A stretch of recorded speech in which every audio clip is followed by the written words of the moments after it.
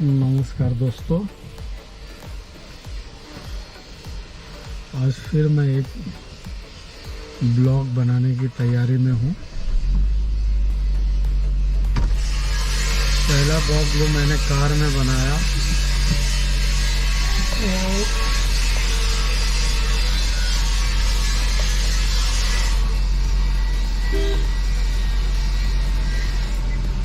बहुत लोगों ने देखा, मेरे एक्सपेक्टेशन से ज़्यादा लोगों ने उस ब्लॉग को देखा। तो मैंने सोचा कि चलो दूसरा ब्लॉग भी कार में ही बना लेते हैं। तो आज मैं सब तैयारी करके और वीडियो चालू कर लिया। घर से जब निकला तो मैंने गोप्रो को डैशबोर्ड पे लगाया और चालू कर लिया, और चालू करके अपना बड़बड़ करते रहा। जो भी मेरे मन में आया मैंने इसके बारे में बातें की।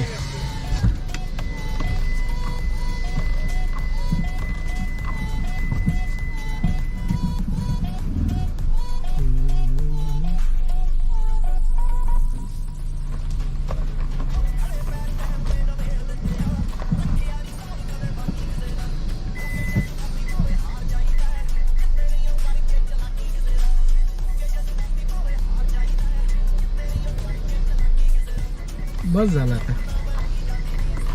थँक्यू बाबा, झाला आता, होईल होईल आता यामध्ये। धन्यवाद, चला ओके।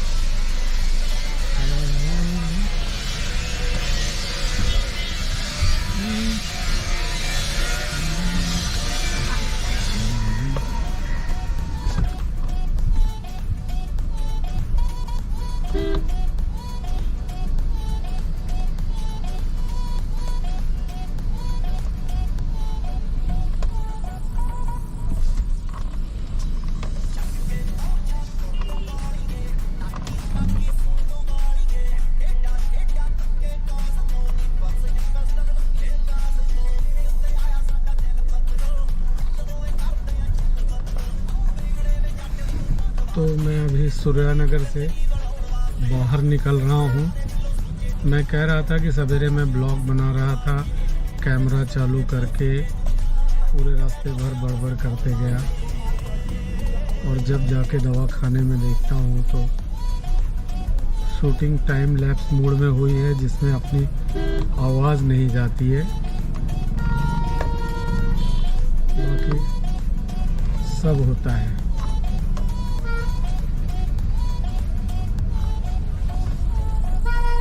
तो मेरी मेहनत बेकार गई। अब दोपहर को जब मैं निकल रहा हूँ तो फिर से ब्लॉग बनाने की कोशिश कर रहा हूँ। तो दोस्तों, आज का ये जो दिन था बहुत ही हेक्टिक था। शुरुआत में ऐसे लगा कि आज पेशेंट कम रहेंगे, लेकिन ऐसा नहीं। आज रोज़ से ज़्यादा पेशेंट थे। 2 पेशेंट ग्लूकोज के भी थे, और मैं काफ़ी बिजी रहा। 2:30 बजे किसी तरह बंद करके निकल रहा हूँ, और अभी मैं कार में आया हूँ। कार से सूर्यानगर में बाहर निकलना ही बड़ी बात है। सामने मेरी एक गाड़ी बड़ी खड़ी है।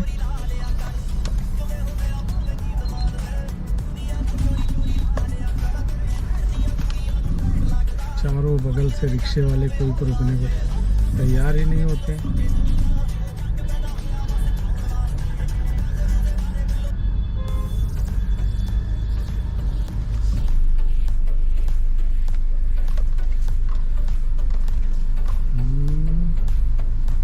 चारों बगल से रिक्शा, बीच में मेरी बड़ी गाड़ी। रिक्शे वालों को संविधान ने एक हक प्रदत्त किया है कि वो कहीं से भी आ सकते हैं, कहीं से भी जा सकते हैं। रिक्शे वालों से ज़्यादा 2 व्हीलर और मोटरसाइकिल वालों को। लेकिन इस समय रिक्शे वाले ज़्यादा ही हैं, इसलिए यही कह रहा हूँ कि कोई भी रिक्शा वाला 2 मिनट से ज़्यादा इंतज़ार करना नहीं चाहता। वो यहाँ से वहाँ से कहीं से निकाल ही लेता है। अगर आपको अपनी गाड़ी की चिंता है तो आप बचाइए, वो क्यों बचाएगा। और ये MBS रोड पे। तो सवेरे मैं क्या क्या बात किया ये तो मुझे पता ही नहीं, मैं भूल गया। लेकिन जो कुछ भी मैं बातें अब करूँगा सिर्फ अपने बारे में ही बातें करूँगा। दोस्तों, मैं एक बहुत ही साधारण परिवार से था। मेरे पिताजी मिल वर्कर थे जो मिल में काम करते थे, और बाद में उन्होंने अपनी एक मिठाई की दुकान खोल दी 1972 में भांडू। और मुझे भी बुला लिया, मैं उस समय गांव में था। और यहाँ पे मेरी शिक्षा दीक्षा डॉक्टर कॉलोनी म्यूनसिपलिटी स्कूल में हुई, और उसके बाद IDOBS में मैं गया। IDOBS से बाद में सुमैया में गया, और सुमैया से अपने साइन आयुर्वेद महाविद्यालय या साइन आयुर्वेदिक मेडिकल कॉलेज कह लो, वहाँ गया। वहाँ जाने के बाद ही मैंने ज़िंदगी जीना सीखा। उसके पहले मैं स्कूल में थोड़ा बहुत यहाँ वहाँ भाषण दे लिया करता था, जिससे मुझे स्टेज डेयरिंग थी और मैं भाषण दे लेता था। और उसी का फ़ायदा मुझे आयुर्वेद महाविद्यालय में जाने पे मिला। वहाँ वाद विवाद प्रतियोगिता थी, मैंने हिस्सा लिया और मुझे फर्स्ट प्राइज़ मिला, और लोग मुझे जानने लगे। तो हमारे जो सीनियर लोग थे वो फर्स्ट ईयर में ही मुझे उन्होंने डिबेट सेक्रेटरी बना दिया, और इस तरह स्टूडेंट काउंसिल में मेरी एंट्री हो गई। डिबेट सेक्रेटरी बन के मैंने जो डिबेट के 2-4 प्रोग्राम कराए, उसके बाद अगली साल का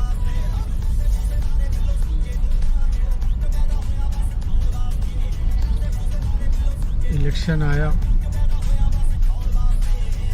और मैं GS के लिए खड़ा हो गया। आज भी मुझे समझ में नहीं आता इतनी साहस मेरे अंदर कहाँ से आई कि जिस कॉलेज में मुझे अभी 1 साल हुआ है, तो दूसरी साल बीतने के बाद मैं तीसरे साल में GS के लिए खड़ा हो गया। मैं क्या सोच के खड़ा हो गया? मुझे कोई जानता है नहीं जानता है, इस विचार का किया। तो मैंने एक चीज़ जाना कि मुझे लोग जानते हैं। क्यों जानते हैं? क्योंकि जब हमारे कॉलेज की एनुअल गैदरिंग होती थी तो मैं धोती पहन के चला जाया करता था, और जाके स्टेज पे 1-2 कविता बोलता था, और 1-2 कविता बोलने के कारण लोग मुझे जानते थे, बस इतनी पहचान थी। और सामने बड़े धुरंधर लोग थे, लेकिन उन धुरंधर लोगों से काफ़ी लोग नाराज़ भी थे, लेकिन वो उससे लड़ नहीं सकते थे। तो मैं अपने कॉलेज के जब जनरल इलेक्शन में खड़ा हो गया, तो मुझे लोगों ने, उनसे नाराज़ लोगों ने अपना पैनल का बना लिया, जबकि मैं से उस पैनल से या उनसे कुछ लेना देना नहीं था। बना लिया और मुझे वोट मिले, और मैं 4 वोट से जीत गया। ज़िंदगी में ये इलेक्शन लड़ने का पहला चांस था, और मैं वो इलेक्शन जीत गया। और इलेक्शन जीत के मुझे कुछ अनुभव नहीं, कुछ नहीं, लेकिन वही जो मेरे साथ जीत के आए थे, उन लोगों के साथ मिलके मैंने 1 साल बिताया। 1 साल में जो प्रोग्राम भी हुआ वो भी किया। फिर 1 साल के बाद मैं तो खड़ा नहीं हुआ, दूसरा पैनल खड़ा हुआ, दूसरा पैनल हार गया। लेकिन मेरे अंदर इतनी खुजली थी कि मैं GS के बाद 1 साल तो स्टूडेंट काउंसिल में एक्स ऑफिशियो, मतलब पिछले साल का जो GS होता है उसको एक्स ऑफिशियो कहा जाता है, एक्स ऑफिशियो करके रहा। लेकिन उसके बाद जो इलेक्शन हुआ उसमें पिकनिक सेक्रेटरी करके खड़ा हुआ, और आश्चर्यजनक रूप से अपने पैनल से सिर्फ मैं जीता और बाकी लोग हार गए। और मैं उनके साथ पिकनिक सेक्रेटरी का पद 1 साल तक सुशोभित किया, और पिकनिक भी लेके गया मध्य प्रदेश में इंदौर, उज्जैन और मांडू। दोस्तों, आज की तरह उस समय इंटरनेट नहीं होता था। पिकनिक अरेंज करना, मैंने ऑरेंज करना कहा, जबान लड़खड़ा जाती है, आप समझ लेना। बहुत ही मुश्किल काम होता था। तो जब हमें इंदौर, उज्जैन और मांडू की पिकनिक अरेंज करनी थी तो मैं और मेरा एक दोस्त राकेश वाजपेयी, दुर्भाग्य से बेचारा नहीं है, इंदौर बस से गए। वहाँ 2 दिन रहा हमने, वहाँ पे धर्मशालाएं बुक की, जगह देखे और वापस आए। अब तो सब कुछ यहीं घर से ही बैठ के हो जाता है, तब ऐसा नहीं था। एक एक जगह गए, देखे लोग कहाँ रहेंगे, कितने लोग होंगे, क्या खाएंगे, क्या पिएंगे, इन सब की व्यवस्था करके तब आया। और तब लोगों को मैं 70 लोगों को पिकनिक लेके गया। एक बस थी, एक बस भर गई, फिर और लोग आ गए तो 2 कार किया। एक कार हमारे दोस्त पहुरकर थे उनकी थी, और एक किसकी कार थी मुझे याद नहीं है। बस भी हमारे कॉलेज का एक लड़का था रतेंद्र सावंत, उसकी थी। तो पिकनिक सेक्रेटरी किया और बिता दिया। और कॉलेज में तब तक मैं काफ़ी प्रसिद्ध भी हो चुका था, जानते भी थे। वहाँ से कॉलेज से निकलने मुझे एक ही चीज़ की चिंता रहती थी कि जब मैं कॉलेज से निकलूँ तो पहले कमाऊँ। इसीलिए जब मैं इंटर्नशिप कर रहा था तभी मुझे एक बंद दवाखाना मिल गया बिक्रोली में, और मैंने उसको खोल दिया। सवेरे मैं इंटर्नशिप करता और शाम को दवाखाने में आता। मेरे पास प्रोविजनल रजिस्ट्रेशन था, पक्का रजिस्ट्रेशन भी नहीं था, और उसी प्रोविजनल रजिस्ट्रेशन से मैं प्रैक्टिस करता था। शुरू में ना उतना अनुभव था, क्योंकि मैंने सिर्फ आयुर्वेद महाविद्यालय या अपने मेडिकल कॉलेज में जो भी सीखा था उसी के बल पे कर दिया था। लेकिन जब मैं खोला तब मैं 42 डॉक्टरों का लोकम कर चुका था। तो ये मैं अच्छी तरह जान गया था कि जीपी क्या होता है और जीपी कैसे की जाती है। और जिस दिन मैंने खोला दोस्तों, उसी दिन मैंने 18 पेशेंट देखा। ये मेरे ज़िंदगी का बड़ा निर्णायक पॉइंट था। 18 पेशेंट देखा, घर पे आया, माँ के हाथ में 100 रुपये रखा और माँ भी खुश हो गई। 100 रुपये उस टाइम बहुत होते थे, 35 साल पहले, 30-35 साल। और धीरे धीरे 3 महीने का वक्त बीत गया और मुझे पक्का रजिस्ट्रेशन मिल गया। मैं दोनों टाइम आने लगा और क्लिनिक मेरा बहुत अच्छी तरह से शुरुआत से ही चलने लगा था। अच्छी तरह मैं पैसा कमाने लगा था और धीरे धीरे सीख भी रहा था। सूर्यानगर में जितने भी और डॉक्टर थे सबसे मैंने दोस्ती कर ली, सबको नज़दीक लाया। सबके क्लिनिक में मैं जाता था, बैठता था, देखता था, लोगों को भी बताता था। मेरे पास जो ज्ञान होता था लोगों को बताता था और लोगों से पूछता था। ऐसे टाइम पे एक डॉक्टर भिशे करके MBBS थे, वो JJ हॉस्पिटल से, उन्होंने MBBS किया था और यहाँ प्रैक्टिस करते थे। किसी भी कारण से वो थे तो MBBS, लेकिन उनकी प्रैक्टिस उतनी नहीं चलती थी। वो मेरे पास आते थे और मेरा प्रैक्टिस का टैग देखते थे और सीखते थे, और मैं उनसे नॉलेज लेता था कि भैया पेट में यहाँ दुखे तो क्या होगा, यहाँ दुखे तो क्या होगा, बुखार सवेरे आए तो क्या है, शाम को आए तो क्या है, पेशाब में जलन हो तो क्या है। एक एक चीज़ उन्होंने मुझे बताया और मैंने उनको बताया कि प्रैक्टिस कैसे की जाती है, कॉम्बिनेशन दवाइयाँ कैसे दी जाती हैं। उनको तो बस ये था, पेशेंट आते थे, 50-100 रुपये जो भी लेना है ले लेते थे और प्रिस्क्रिप्शन दे देते थे। पेशेंट ठीक से दवाइयाँ भी नहीं ले पाता था और ठीक भी नहीं हो पाता था। आज वो डॉक्टर भिशे ने DGO कर लिया है और डोंबी महानगर पालिका में चीफ CMO है, लेकिन आज भी वो मेरे दोस्त हैं। लेकिन उनके संग बिताए हुए कुछ पल मुझे याद है, उनके कारण ही मैं बहुत कुछ सीखा। उन्होंने मुझसे स्किल सीखा और मैंने उनसे नॉलेज लिया। और मेरे आने के पहले सूर्यानगर में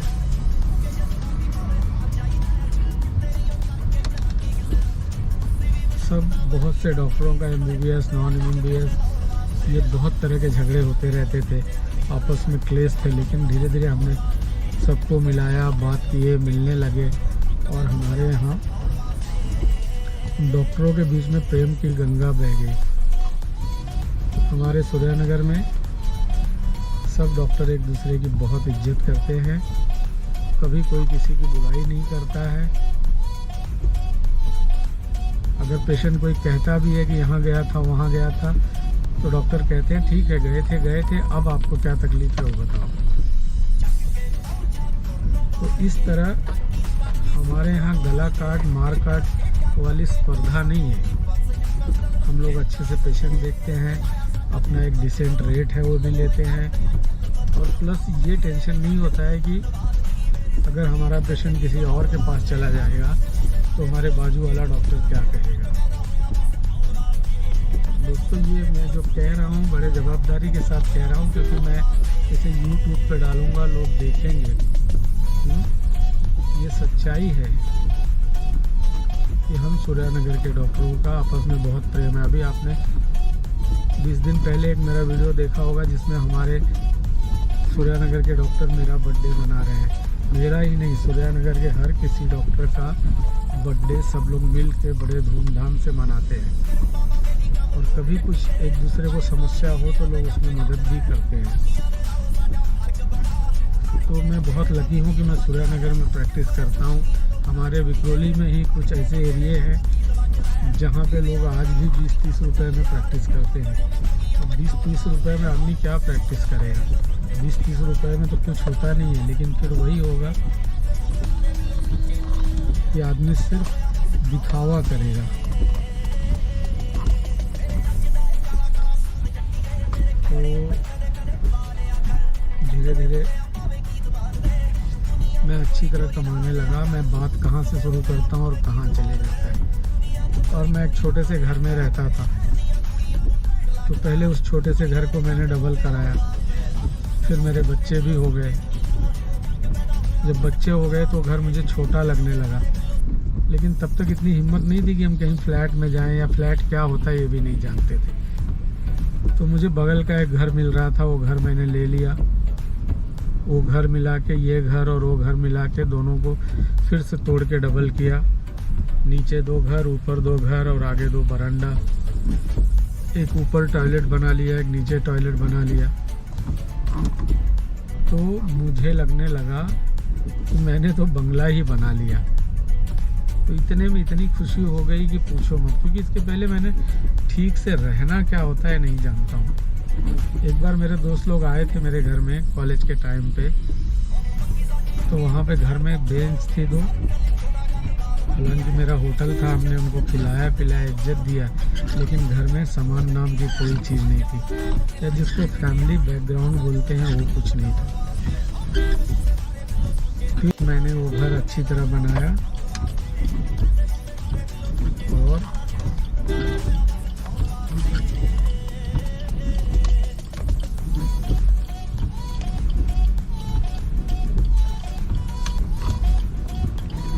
अब मैं अपनी बिल्डिंग में आ गया, तो अब मैं ज़्यादा तो बात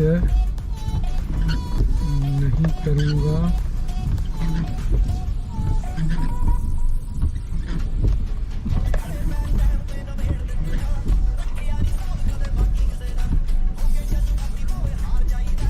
दो दिन से पार्किंग की बड़ी समस्या हो रही है। पार्किंग के लिए जगह ही नहीं है, लेकिन मुझे कुछ फ़र्क नहीं पड़ता, कहीं भी आड़ा ताड़ा मिल जाए। कभी कभी पानी का टैंकर आता है, तो जब टैंकर वाला आएगा तो चाबी लेके उससे जो करना है गाड़ी आगे पीछे कर देगा। तो दोस्तों, अब चूँकि मैं घर पे आ गया, तो आज अपने ब्लॉग को यहीं ख़त्म करता हूँ, और फिर अगली बार फिर अपनी ज़िंदगी के किसी कहानी के साथ आऊँगा। आप यूं ही देखते रहिए, इसे लाइक करते रहिए, कमेंट करते रहिए। तब तक अलविदा, नमस्कार, धन्यवाद।